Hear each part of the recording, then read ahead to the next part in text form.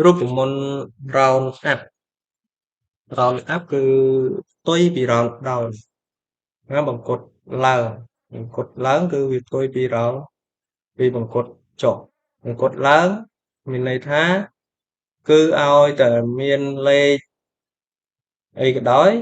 លើសពី5គឺវាឡើងទៅហើយឡើងទៅ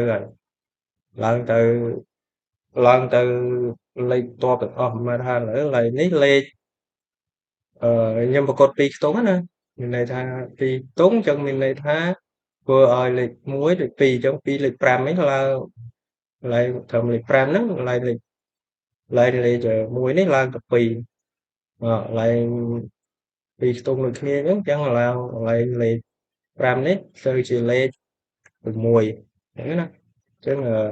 យើងប្រើពាក្យ round up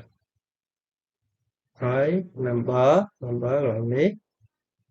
រាប់មកវាជាចំនួនគត់យើងត្រូវដាក់លេខដក2ខ្ទង់យើងត្រឹម2ខ្ទង់យើងយក2ខ្ទង់អញ្ចឹងឃើញទេលេខ1លេខ5 2ហើយនេះលេខ1វាទៅជា2អញ្ចឹងវាឡើង2ខ្ទង់ round up round ទៅលើ5នេះដូចគ្នា4 up ដក2វាដក2ដូចគ្នាអញ្ចឹងវាឡើងលេខ5ឡើងលេខ6នេះលេខ6ក៏ឡើងទៅជាលេខ7ហ្នឹងចឹងឡើង2ខ្ទង់យើងមិនមែនតែរោន2ខ្ទង់ទេយើងរោន3ខ្ទង់ក៏បានរោន1ខ្ទង់ក៏បានឥឡូវរោន3ខ្ទង់មានន័យថាលេខ5នេះទៅលេខ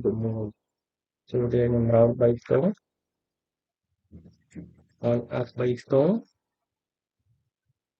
ដក3អញ្ចឹងលេខ5នេះទៅជាលេខ6ណាដូចគ្នាលេខ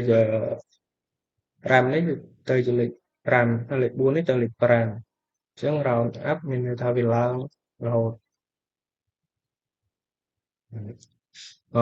ចំណុចតួសភាគវិញគឺរាប់ពីខាងនេះវិញគឺ round up ពីខាងនេះទៅវិញ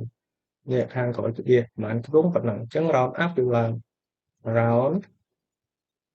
up number ហើយ digit កន្លែងនេះចំនួនតួសភាគគឺយើងអត់ប្រើសញ្ញាដកទេគឺយើងប្រើលេខធម្មតាអញ្ចឹងមានន័យថាក្រោយក្បៀស2ពីខ្ទង់អញ្ចឹងគឺបាននេះលេខ1នេះដោយសារវាមានលេខ5ចឹងឡើង6ណា6អញ្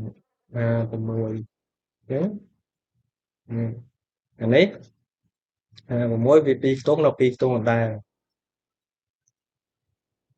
នេះ6ឡើងដល់5ហើយណាអញ្ចឹង round up មានន័យចឹងអញ្ចឹង round up យើងមានតែប៉ុណ្ណឹងសូមអរគុណ